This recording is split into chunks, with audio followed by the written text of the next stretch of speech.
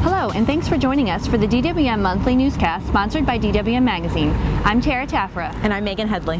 Megan is joining us for a special edition of the DWM Newscast today, coming to you straight from Atlanta from the Glass Build America show. That's right, even as the show floor opened this morning, we caught up with a number of professionals here who've been making big news within the industry. I'm here at the Quanex Building Products booth with David Petraea, CEO of Quanex Building Products, and we're going to talk a little bit more today about the acquisition.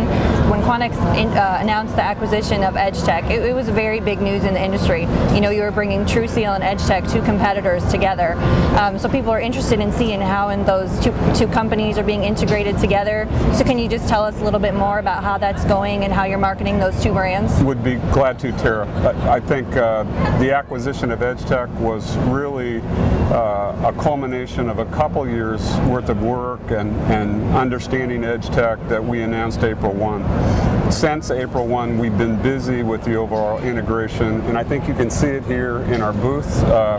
There's been a lot of work in 5 short months to bring our face to the customer together, but we've also been active in putting our organizational structure together. So we took a hard time out and redefined our sales structure under the leadership of Mike Hovan, and we think we're in a better position to serve the market than we ever have from an EdgeTech, a Quanex, Micron Home Shield, TrueSeal. When you made that big announcement, when we interviewed you that day, one of the things that we had asked you was this a way, since EdgeTech, one of their strengths, they're very known internationally, they're very well known also on the commercial side, and I think we asked you and you said yes, that was a attractive point about the company.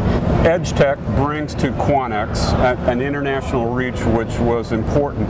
TrueSeal has an international position, so it complements it. I think the thing to remember, since we have purchased EdgeTech, we opened a new facility in Heinsberg, Germany. We made that announcement in May. Doubles our operating capacity to not only serve the fenestration market in continental Europe, but also the solar industry, which we have some business in. Any future acquisition plans in the future? I would also, re-emphasize that we purchased these extrusion capabilities of Geldwin. Announced that also in the spring, and have been busy integrating that at Yakima, Washington, which is part of our Micron business. And we continue to be acquisitive. I think one of the beautiful parts of Quanex is we're strong in a very weak market. We continue to be debt-free, and we continue to be acquisitive, trying to bolt on capabilities that can drive the value proposition to our customers. Well, Lloyd, thanks for talking with us today. We want to talk a little bit about this exciting acquisition now as you're kind of easing into working with U.S. Aluminum. And the last time we talked a little about this, you talked about your goals of making the company re-emerge as an industry leader. How do you do that, and how do you mark your success? Well, what we're doing is we're really bringing the company back up from kind of a dead stop and bringing it back into the marketplace. We're meeting with customers. We've brought all 10 locations back up, and recently we've added in the Delta Door subsidiary in Miami, so now we have 11 locations for U.S. Aluminum, and we're just reaching back out to the market, going to customers, seeing what they liked, what they didn't like about the company, and really starting to service the business again. And we're really pleased with how it's going. We're already back up to about 60–70% of where they were when they shut down, and we feel that by the end of the year we should be back up to where they were at kind of the depth, and then hopefully in another 12 to 18 months we'll be back up where they were at their peak. I was wondering if the existing CRL facilities will start offering the U.S. Aluminum products, or how are you integrating that portion? That we're starting to ease that in. We're making it available to customers, and the way we operate is that Los Angeles is our central location for C.R. Lawrence, and so we distribute to each of our branches every week. So as product comes available for U.S. Aluminum and it's required in the local market, we make that available to our customers to order. We can put it on our trucks in Los Angeles and have it to the local branches within a couple of days. Over time, one of the things that will grow is the main location remains with U.S. Aluminum in Waxahachie, Texas.